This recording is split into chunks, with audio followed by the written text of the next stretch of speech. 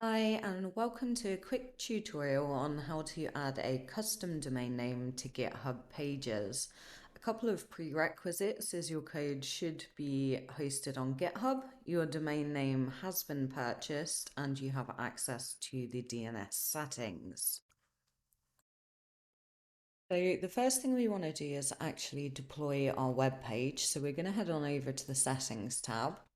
We'll go down to pages. We're going to select our branch. So I'm using the main branch and we'll hit save.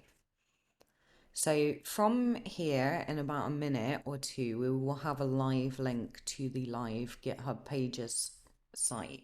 So in the meantime, I'm going to switch over to my domain provider. So I've decided to go with Google Domains. You can use whatever domain provider you want. So something like Namecheap, GoDaddy, whatever. Completely up to you. So we'll go ahead into our DNS tab. We're going to create an A record.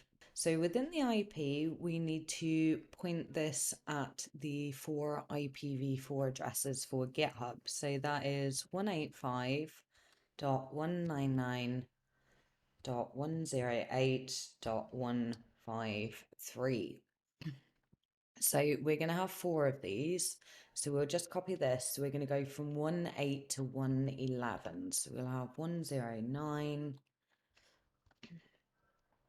110, and 111. So we'll then create a new record. This time we're going to have a CNAME record. So we're going to point this one to the host of www.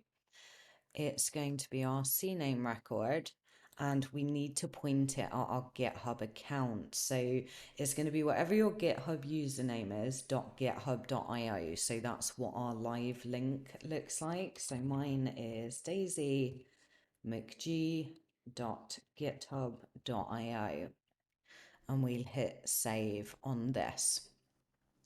So these should update for me immediately, but depending on your provider, it could take a little longer.